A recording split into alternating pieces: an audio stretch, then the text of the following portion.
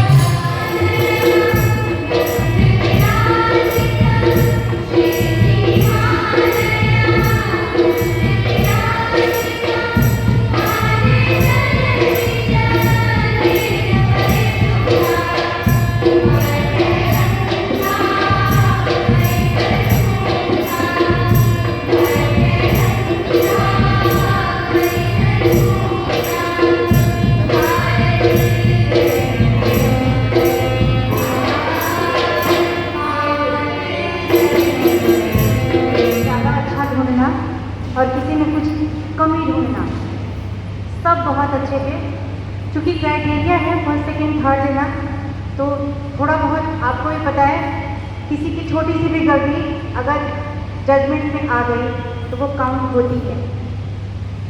आप सबको बुक्स मिलते हैं, उसमें क्राइटेरिया लिखा होता है, पूरे नियम लिखे होते हैं, कितने बच्चे होने चाहिए सिंगिंग के लिए, कितने इंस्ट्रूमेंट में हो सकते हैं। कुछ स्कूल ने शायद ध्यान नहीं किया होगा, 3 की जगह 4 बच्चे थे और एक जगह संस्कृत समूह गान में एक मैम आई थी, उन्होंने अपने एक पार्टिसिपेंट को हटाया। तो मैं उस स्कूल से कहना चाहूँगी कि हटाना मतलब होता है कि वो बच्चा भले ही पास रहे लेकिन इंस्ट्रूमेंट प्ले नहीं कर सकता। आपका बच्चा थोड़ा सा दूर बैठा लेकिन वो इंस्ट्रूमेंट प्ले कर रहा था, और स्टेज ऐसी चीज़ें सब कुछ दिखता है। कुछ चीज़ें बहुत अच्छी थी, और एक तो मुझे भारत विकास परिषद का प्रोग्राम ही बहुत पसंद है, और मुझे आज ही सच्ची बात बताऊँ, मुझे दो चीज़ बहुत बहुत बहुत ज़्यादा पसंद है। वो आप जो हमें मोमेंटो देते हैं ना, उस पर हमारा नाम लिखा होता है, वो मुझे बहुत ज़्यादा पसंद है। मुझे कभी किसी को नहीं बोलना पड़ता कि ये मेरी बेटी ने जीता है या मेरे बेटे ने जीता है। जब भी वो मोमेंटो रखा होता है तो उसमें मेरा नाम लिखा होता है, तो मुझे बड़ा अजीब सा फील होता है कि वाह, किसी ने कितनी मेहनत की होगी कि मेरे लिए ट्रॉफी पे नाम लिखवाया होगा। तो वैसे तो मेहनत है, जितने भी जजेस हैं सबका नाम लिखवाना, स्पेशली वो एक छोटी सी चीज़ है लेकिन एक प्राउड मोमेंट होता है। वो जब भी मैं आज भी ले रही थी तो मैंने सबसे पहले ऐसे पलट के देखा कि मेरा नाम है कि नहीं, क्योंकि यही एक संस्था है जिसमें जजमेंट करने वाले लोगों का नाम उनके मोमेंटों पे लिखा रहता है। कार्यक्रम बहुत अच्छा था। कुछ लोगों से मैं कुछ चीज़ें कहना चाहूँगी। कुछ क्राइटेरिया होता है, जैसे कि संस्कृत समूह गान में प्रस्तुति पे नंबर है, तो कुछ लोग बिल्कुल भी प्रस्तुति बच्चे सिंपल खड़े होकर गाते रहते हैं। अब जिस चीज़ पे नंबर है, अगर आप वो करेंगे तो नंबर तो देखो मिलेगा ही, आप नहीं करोगे तो भी नंबर मिलेगा, लेकिन उतना नहीं मिलेगा। और कुछ लोग प्रस्तुति में इतने ज़्यादा इन्वॉल्व हो जाते हैं कि माइक का ध्यान नहीं रहता, आप माइक से मूव कर जाते हो, एक्शन करने के चक्कर में गाने के बीच में ही आप पेड़ उठा रहे हो तो आपका साउंड चला जाता है। आप उठाओ जब म्यूज़िक बज रहा हो, आप मूवमेंट करो, गाते समय आपका मुंह है वो माइक के पास ही हो तो ज़्यादा बेटर है। गाने का कंपटीशन है, डांस का नहीं है, आप सब कुछ करिए, गाना मेन फोकस है, उससे आप हट नहीं सकते। बाकी पिछली बार से बहुत सारे स्कूल का ड्रेसअप बहुत अच्छा था, ये कार्यक्रम भी बहुत अच्छा है। एक ऐसा लगता है जैसे हमारे देश से जुड़ाव है। वैसे बहुत सारे कार्यक्रम होते हैं, मैं ये नहीं कहूँगी कि एक ही कार्यक्रम तो देशभक्ति से रिलेटेड है। हाँ, एक ही कार्यक्रम है जो संस्कृत को प्रमोट करता है, बट बहुत सारे देशभक्ति कार्यक्रम देखे मैंने, जहाँ पर कई बार मुझे ऑर्केस्ट्रा जैसी फीलिंग आती है कि देशभक्ति का कार्यक्रम हो रहा है, बट फीलिंग जो है ऑर्केस्ट्रा वाली आती है। और ये एक ऐसा प्रोग्राम होता है जहाँ फीलिंग भी देशभक्ति वाली आती है। ऐसा लगता है हाँ, हमारे बच्चों को इंडियन कल्चर के बारे में बताया जाता है, बच्चों का पहनावा से लेकर के बच्चों का जो पूरा मेकअप होता है और जो प्रेजेंटेशन होता है, इवन संगीतकार जो हैं, जो हमारे म्यूज़िक टीचर्स आए थे, मैं उनको भी बहुत धन्यवाद देना चाहूँगी कि उन्होंने, कई लोगों ने प्रॉपर राग रागिनियों का ध्यान रखा, प्रॉपर राग बेस्ड गाने धुन बनाए उसके।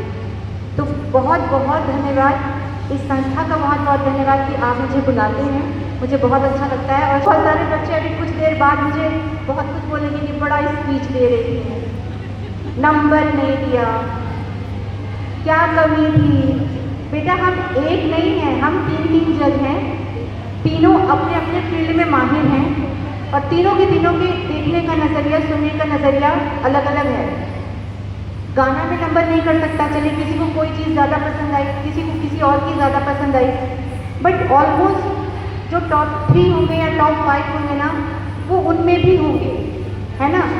किसी का नंबर गया होगा तो माइनस मान के चलिए, क्योंकि मैंने भी देखा ज़्यादा अंतर नहीं है सब में, बहुत थोड़े थोड़े अंतर हैं। लेकिन हाँ, फर्स्ट सेकेंड थर्ड देना होता है तो देना होता है। तो प्लीज़ आप में से कोई नाराज़ मत होना, मैं बीमार पड़ जाऊँगी, ठीक है। आप सब और मेहनत करना, अगले साल इतना अच्छा करना ना कि किसी को भी ये बोलना ना पड़े कि इनको पता नहीं कैसे जिता दिया। सबका एक मत हो कि हाँ, इन्हें ही जीतना चाहिए था। आप सबके पास बुक्स होती हैं, म्यूज़िक टीचर से रिक्वेस्ट करूँगी कि ये गाना अपने क्लासेस में सिखाया करें बच्चों को। प्रोग्राम के समय मत तैयारी करिए, क्योंकि फेस्टिवल्स हैं, एग्ज़ाम है, टेस्ट है आपके। आप शुरू से ही, जब आपका सत्र शुरू हो तो देशभक्ति गाने सेलेक्ट कर लीजिए और प्रैक्टिस करते रहिए। 365 दिन में 300 दिन तो एटलीस्ट आप प्रैक्टिस करेंगे ना। एक महीने का 30 दिन और एक साल का 300 दिन। जब 300 वाला खड़ा होगा ना तो 30 दिन वाला कहीं दिखाई नहीं देगा।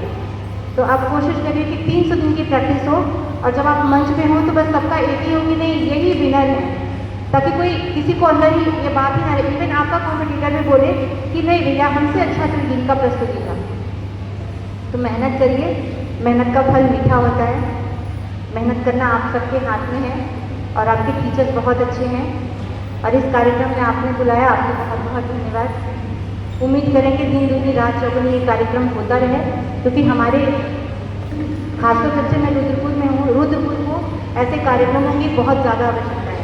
नहीं, इनडायरेक्टली भारत की संस्कृति को सिखाने का काम भारत विकास परिषद कर रहा है, और भगवान करिए खूब बढ़े, और पूरे भारत में भारत विकास परिषद का नाम तो है ही, पहले से है, पर एक भारतीयता जो भारत विकास परिषद फैलाना चाहता है वो सब जन जन तक पहुँचे और सभी लोग इस चीज़ को अपनाएं। इसी के साथ मैं अपना वक्तव्य खत्म करती हूँ। उम्मीद है आप सबको अच्छा लगा होगा। मुझे बहुत उम्मीद है कि आपको ये ब्लॉग पसंद आया होगा। Thanks for watching my blog. अगले ब्लॉग में फिर होगी मुलाकात, तब तक के लिए बाय बाय।